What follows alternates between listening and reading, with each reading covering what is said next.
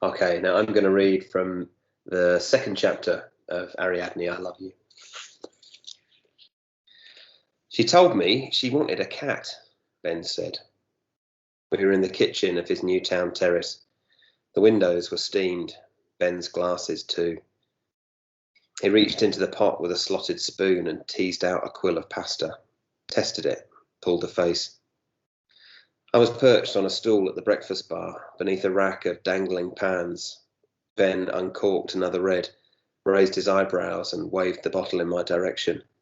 I nodded and knocked back what was in my glass, held it out for him to fill. And she banged on and on about it, wouldn't let it go.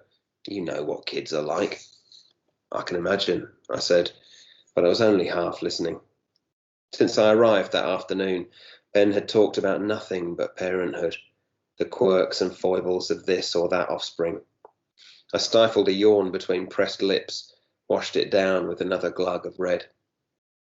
Anyway, I was this close to going down the shelter and picking one out when I twigged.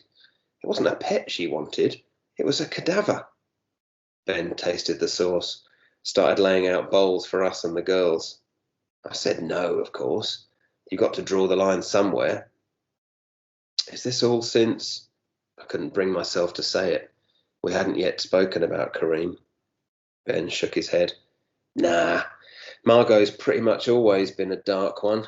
Scientific, she'd call it. The bones thing started with a wombat skull she found last time we were down the train. This kitchen's been like a mortician's lab ever since. We've had birds, rats, lizards, all stretched out on the chopping board to be skinned and dissected, the bones boiled clean. I'm not even sure they're all dead when she finds them. I pulled a face, hoping it conveyed the expected emotion. I'd caught a glimpse of Margot's room on my last piss stop, the velvety purple walls, the gleaming bell jars, the displays of mounted animal skeletons and antique taxidermy. It was more like a ghoulish private museum than an 8-year-old's bedroom. A couple of months after I shut it down, she came home with something in a plastic bag. It stank, and flies were buzzing. Ben shook his head again. Our neighbour's cat had been hit by a car, and Margot scooped it out of the gutter and brought it home. Christ, what a mess!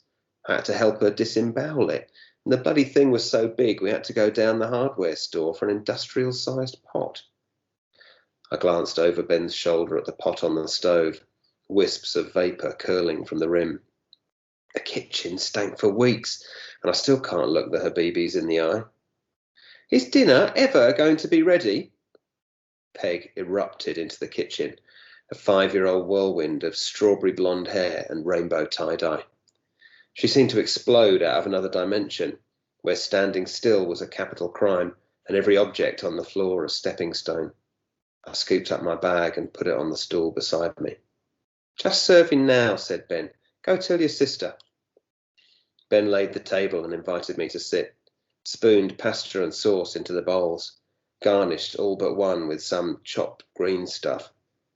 He was just tearing the bread when Peg burst back in, Margot walking stiffly behind her. My heart stopped when I looked up, and I prickled all over, like I was seeing a ghost. Margot was the mirror image of her mother, but at the same time not like her at all, a waxwork both identical and wrong. Her hair was the same midnight black, but unlike Corinne's, it hung in a straight, neat bob. Her skin had the same powdery whiteness, but on Margot it looked ashen, almost consumptive. And the thought of Corinne in a starched white blouse and old-style charcoal pinafore was absurd. In two details, though, she was completely identical, and it was these that held me dangling over the pit in my own stomach.